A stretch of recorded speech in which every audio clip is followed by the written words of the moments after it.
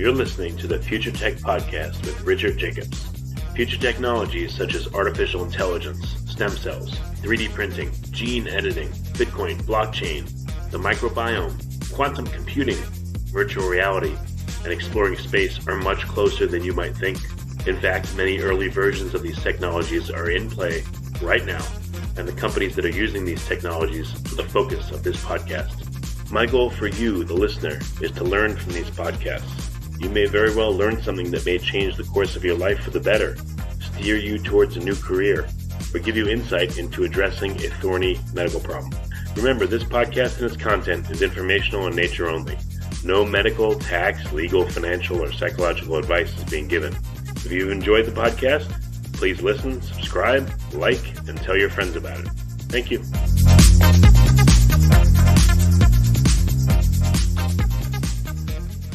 Hello, this is Richard Jacobs with the Future Tech Health podcast, and I have Dr. David Heath. He's the founder and CEO of Cutitronics. It's Cutitronics. Cutitronics sounds to me like a cuticle, cuticle and electronics merged together. But that's exactly what it is. Oh, excellent. Okay. Well done. David, thank you for coming. Tell me a little bit about what led you to create Cutitronics. Well, so my own background is in biomedical engineering and medical devices, and I was originally working on technologies for looking at what we call transdermal monitoring or transdermal drug delivery, where you're really looking at monitoring people across the skin. So you're doing it non-invasively, or how people would perhaps deliver drugs, similar to like nicotine patches and things like that. And a lot of that work was understanding the skin and understanding the very dynamic nature of the skin. It was really investigating some of the technologies around that, working with sort of clinical teams or commercial teams. And I attended a skincare conference. I thought it was more aimed at the kind of more medical end of skincare. So I presented my part, and then I sat down and I watched all the other presentations, and I realized that it was more to do with the kind of more cosmetic end of skincare, even the kind of home self-managed skincare.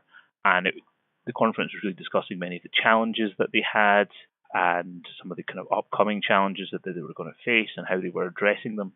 And what became apparent to me was that whilst the specific technologies I was working on perhaps weren't relevant, but a lot of the underlying principles could really help to address some of the challenges that they had.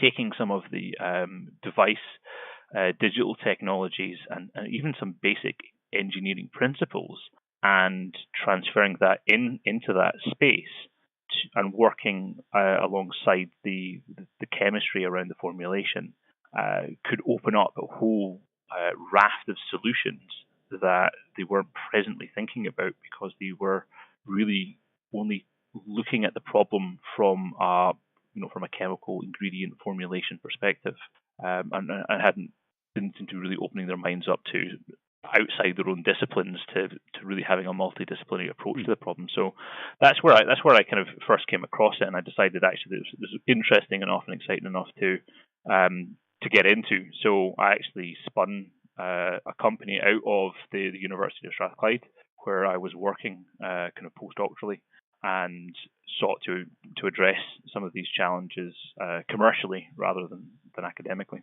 Yeah, that's interesting. If something's going to happen transdermally, how many layers of cells would a substance have to go through in order for it to be considered to be delivered transdermally? It's a very interesting question. The skin is made up of a number of larger layers. You think of the stratum, corneum, the epidermis, and the dermis being the kind of three subsections of the skin. The biggest challenge for people is actually the uppermost layer of the epidermis, which is called the stratum corneum. And that's the kind of there's actually four parts to the epidermis, but the top one is the stratum corneum, and that is actually made up of about 20 cells deep of dead keratinized cells. And the purpose of that upper layer is to create a skin barrier from the outside world. It's actually principally one of its major functions is actually to prevent water loss from the body, to prevent the body from dehydrating. So it's very tightly packed to prevent that. That's why burns victims, for example, can often die of dehydration because their skin barrier integrity has been removed. However, when it comes to delivering kind of molecules through the skin, either for medical purposes or for cosmetic purpose, it's a challenging barrier to get through. So that's why salons and skin specialist spas have come up with treatments such as microdermabrasion and other techniques to try and remove that barrier and allow the ingredients to go deeper in. But however, with some of these methods, particularly if it involves total removal of the stratum corneum, it leaves the skin very, very compromised for a number of weeks, because it takes about 6 weeks probably for it to get back to a normal barrier integrity again.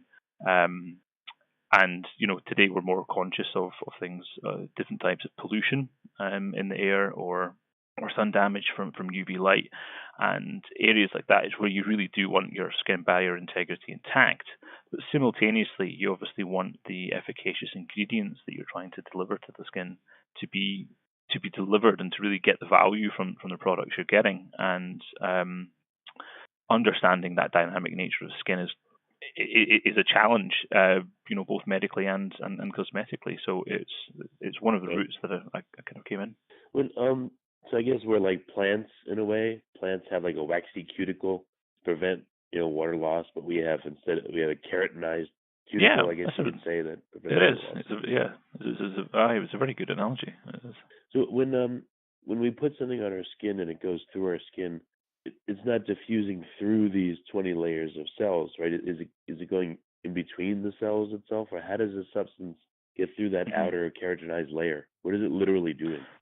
Yeah, so sometimes, most of the time, it's going the tracks between the cells. It depends on the formulation itself. If it's kind of fat-soluble or water-soluble, or and it depends on a number of other factors, and that's how prepared the skin is necessarily to receive the product.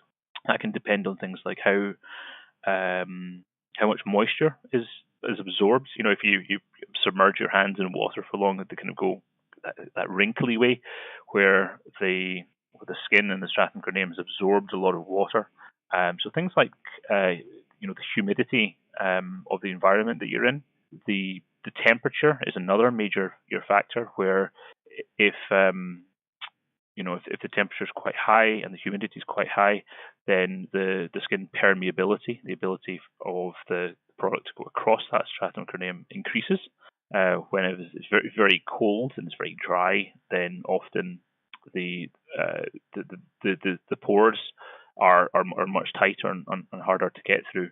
And one of the challenges that I think we're really trying to address here is measuring these types of parameters to know when the skin is ready, or help inform the person when their skin is ready, or give them more information about their skin.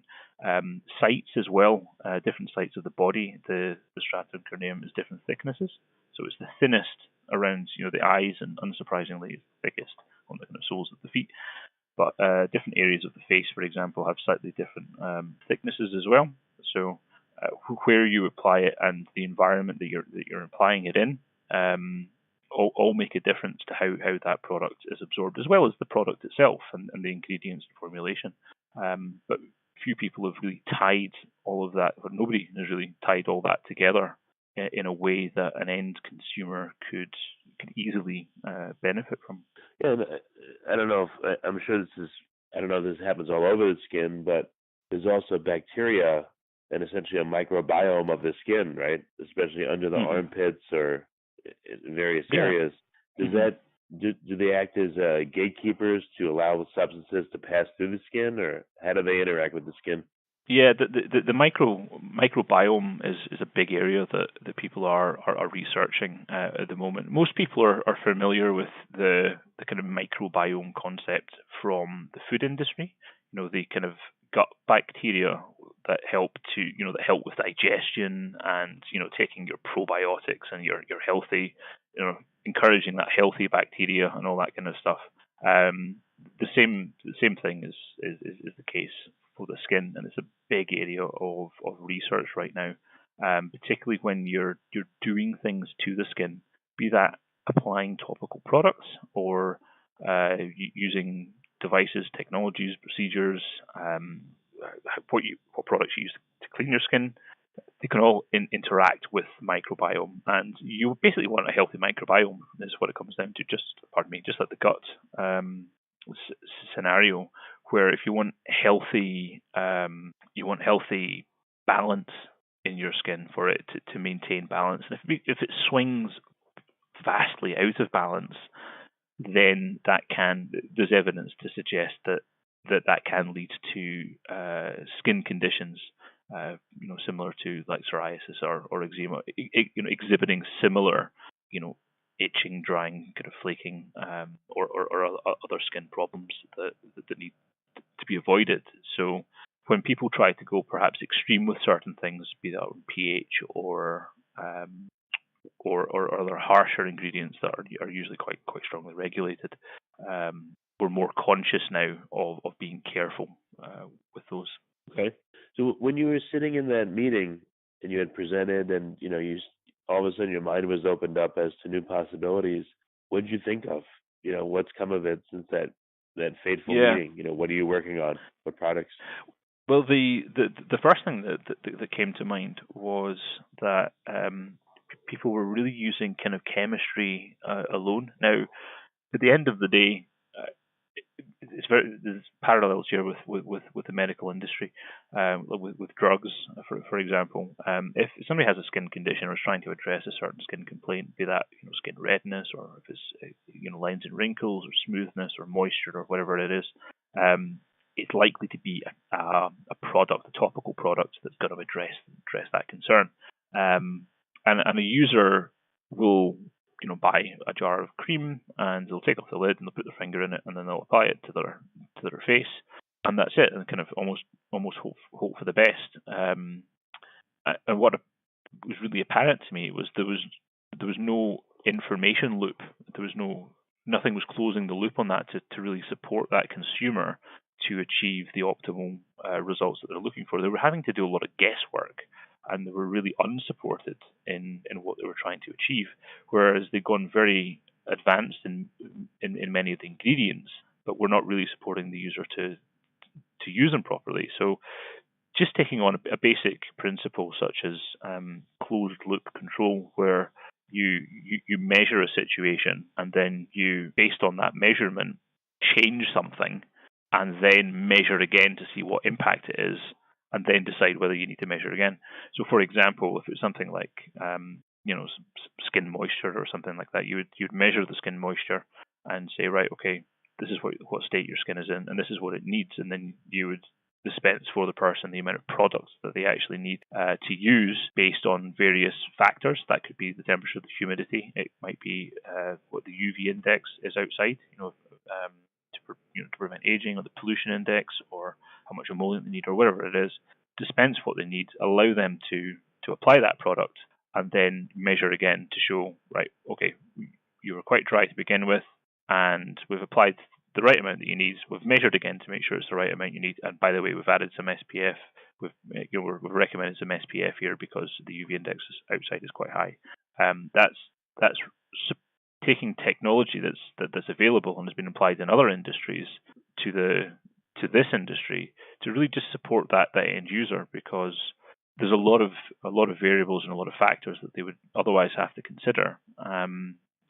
And well, all that technology is out there. Let's harness it and just make life a little easier for people to get the results that they're looking for. So how does it work? Do you sell a cream to people, and they're using the Cutitronics system to say, all right, the cream affected me positively, now I need less of it, or now I need a different formulation, or literally how does the system you have work? Yeah, it's interesting. I think this is one of the things that we're doing quite uniquely.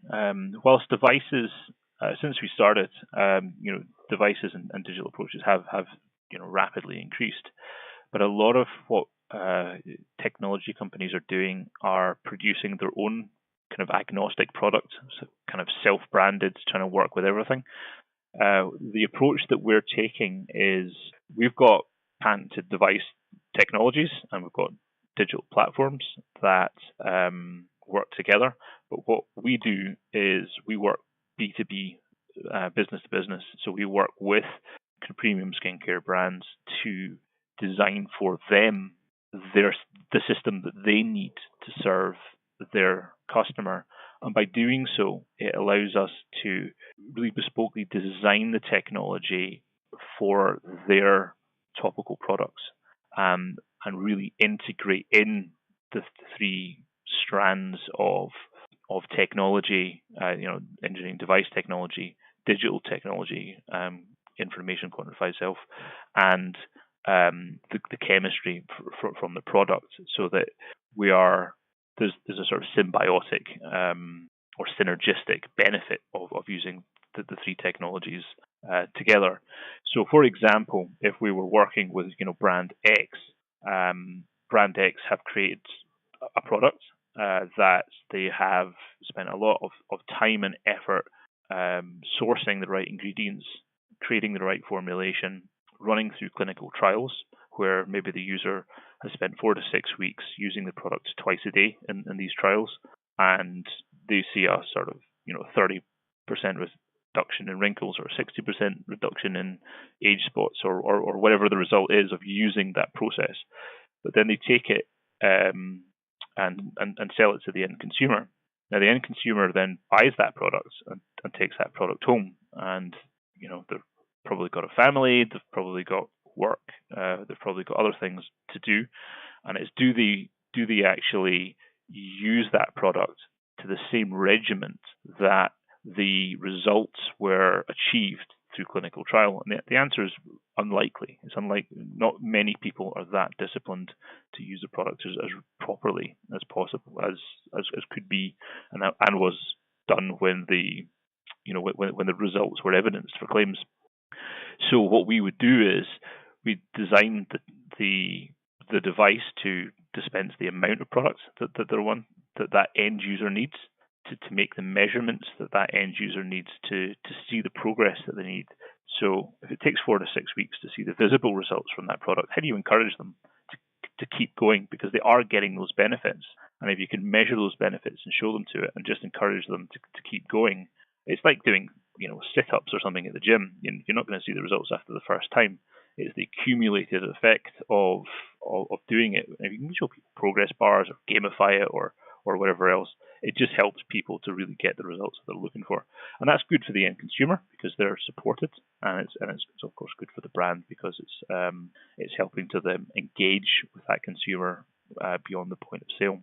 And if they're, as far as deciding what products to use are concerned, again, a device, and one of the devices we have is a device that basically takes refill units, so to help minimize plastics, but still retain that premium experience when handling essentially the packaging, this kind of smart packaging in this case. If we take refills of the topical product that are maybe brought in on subscription, that device is connected to their phone for tracking progress. In some areas we've been called kind of Fitbit for skin for this reason. And then by taking other measurements from the phone, for example, an approximation of the geography. So it's midday where you are in Texas. I don't know what the temperature is outside, but I can probably assume it's going to be a lot warmer than it is here in Scotland in the evening. So if it's quite sunny outside, you would be recommended that actually you're probably going to need at least a factor 30 SPF as part of your moisturizer. Whereas for me, I'd probably be recommended something with a higher emollient factor because the temperature is hovering around 0 degrees Celsius, and I don't even know what is that, minus 37 Fahrenheit. I can't remember. We have very different needs. Yeah. Is it 32? Is it? Cheers. Yeah. Whereas if I was down in London or you were crossing, New York City or something like that, air pollution might be the greatest concern. It's all dependent as to where we are, what our challenges is right now, and that's quite core to what we're trying to achieve, and that's core to bringing in device and digital technology to support the chemistry that's there. Chemistry has been seeking to address personalization in skincare and beauty, but by bringing in engineering and digital, what we're able to achieve and to show is adaptive personalization, because your needs change day to day. It sounds like there's three levels of what could go on. So the first level right now is maybe someone looks at my particular skin condition or what kind of skin I have and says, all right, use this cream on it, Mm-hmm. Yeah. So I do that, and I may use it the right way, I may not. And then the second level you were talking about is same scenario, but whatever systems you have inbuilt make sure that I'm using the cream for 4 to 6 weeks, X number of times a day, and it's telling me, oh, here's my progress. Yeah. And then a third level I can envision is that, but a device that would look at me or my skin and say, oh, look, your skin is responding in this way or that way. Here's the data to show it, or here's what a scan of the skin shows. So keep going. This is what you should keep doing, for 3 more weeks, and your skin is responding, and here's the percent that it responded. That's it. Yeah. So it's helping to take the kind of medical equivalence. It's helping essentially in consumer compliance in using the product properly to get the results that the products have been designed to achieve. And then it's in helping to kind of inform and encourage that user to continue to use that product, to take usually a preventative approach to skincare rather than a reactive approach to skincare. And younger users are more aware of the impact of pollution and UV and other factors on their skin and how that affects their skin longer term than probably people were 20 years ago. So rather than kind of waiting till you've got a problem and trying to solve it, how do we help the consumer get the right product and use the right products at the right time to have maximum benefit to their skin and to really be preventative? Is trying to automate the expertise for that end user so they can self-manage in a very kind of automated way. And you've seen that in lots of other industries. Back in the day, I don't know if you like taking photography or something like that, but you had SLRs and you had to choose the aperture and you had to choose the shutter speed and you had to manually focus and all the rest of it. It didn't make it didn't make that expertise accessible to a lot of people. But by automating a lot of that technology, your autofocus, by able to actually automatically set things, and have even the grids on screen so you can do the laws of thirds and all the rest of it. It's taken that expertise, it's automated, and it's made it accessible to a much larger number of people so that they can really benefit from it. You see that again with coffee machines. Whether you go into a bar to get a barista to make one for you, or Nespresso have basically automated all that expertise, and you can just press a button and have that done for you at home.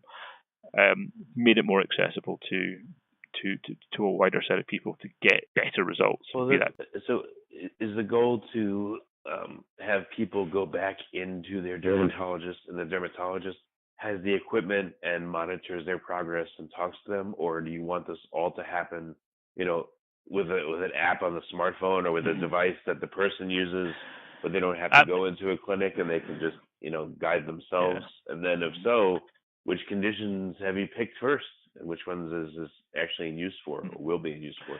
I don't see this seeking to really displace any of what exists already. So if you take in the US, dermatologists are probably more prevalent than they are in a lot of Europe.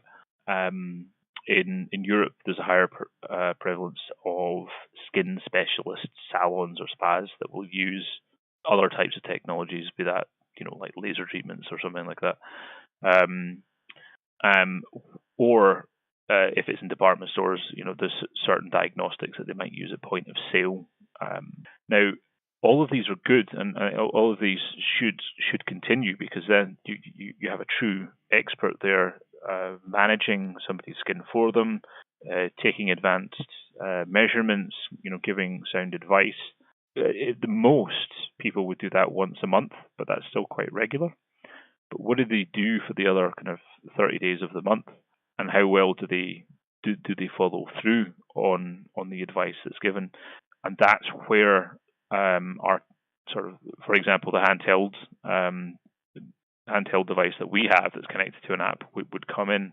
It's really extending that expertise into the home, and that's why we believe it has to be kind of bespoke and designed for the topical products that are being used, the brand that's being used, because the brand will have its own chemistry, will be seeking its own demographic and solving a particular problem that has expertise in.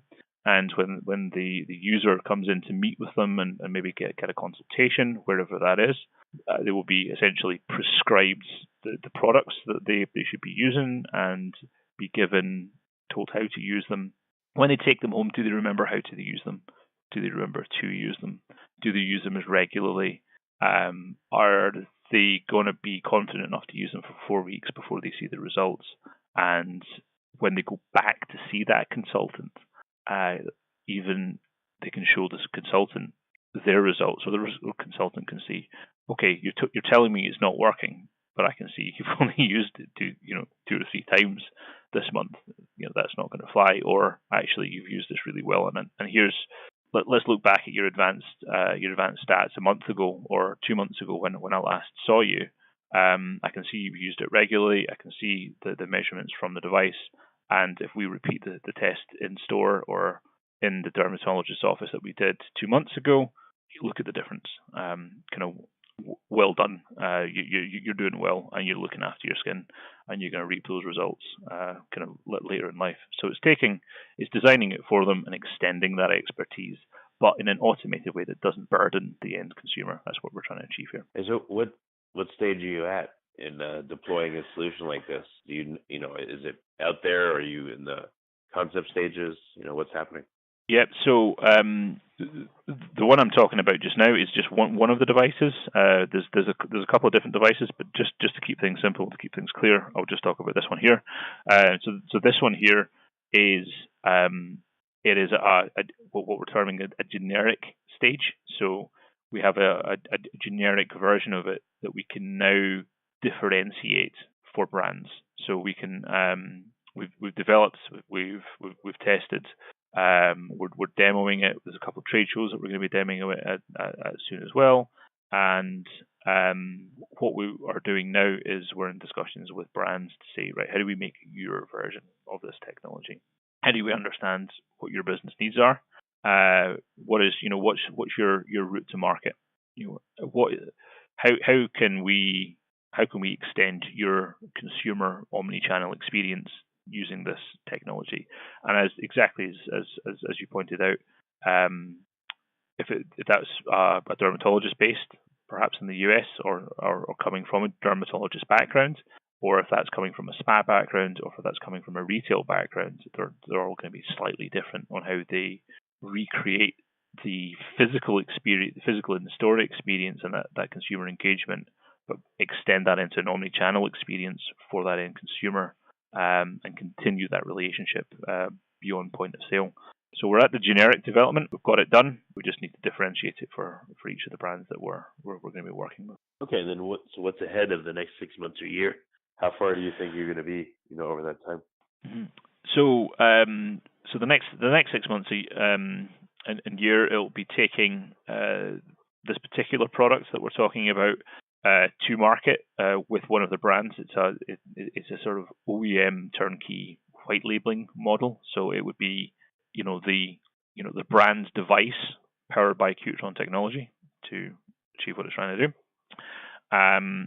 In addition to that, we've got another device project that we're developing as well. Unfortunately, it's not something I can particularly go into much detail on. And then there is extending the family of devices. For example, is the next thing we're going to be looking at is something like a benchtop scenario where we've got multiple multiple topical products or ingredients within one device, so you can do a bit of kind of custom formulation. And also on track is expanding the kind of suite of diagnostics, if you want to call it that, measurement technologies that we can include with the device. So each cream is set to address a particular problem. That, for example, if that is reduction in redness, we need to be able to measure that reduction in redness. If it's something like a tinted moisturizer, we need to be able to measure the color of the skin and be able to apply the right amount of pigment to blend that the way that you want, kind of on the spot. And then if you go outside or go on holiday for 2 weeks and get a tan and your skin tone changes, you can then measure that and readjust.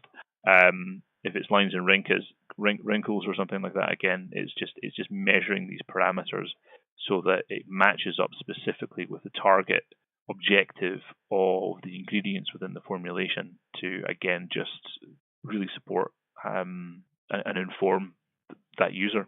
All right, well, very good.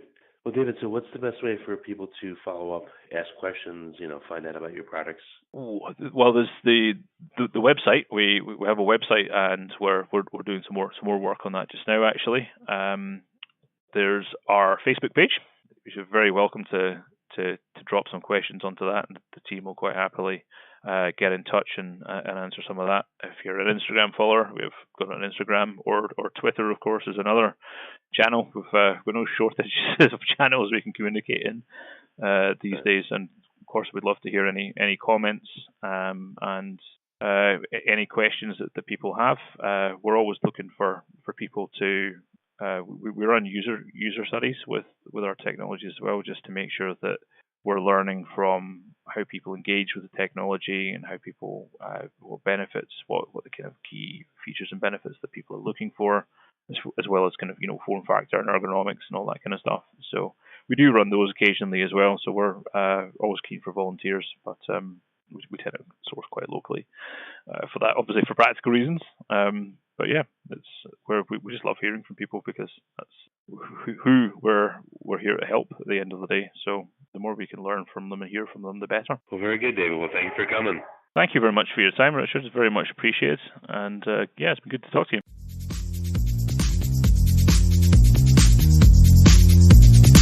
You're listening to the Future Tech Podcast with Richard Jacobs.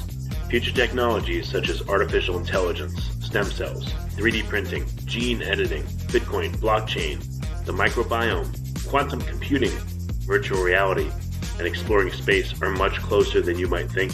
In fact, many early versions of these technologies are in play right now, and the companies that are using these technologies are the focus of this podcast. My goal for you, the listener, is to learn from these podcasts.